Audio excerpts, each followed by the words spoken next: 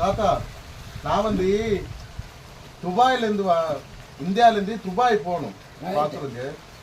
அது ஃபிளைட்ல இருந்து கீழே விழுந்துட்டேன்.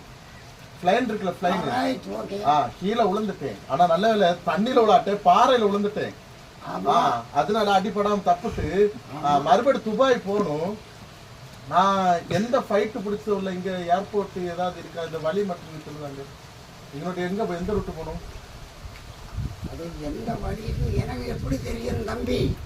நான் கோவப்பட்டுருவேன்.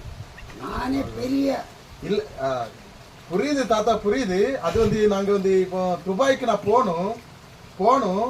ஆனா பிளைன்ல இருந்து கீழே விழுந்துட்டேன்.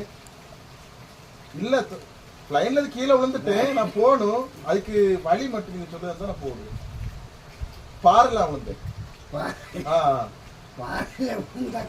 பிளைன்ல போனேன்.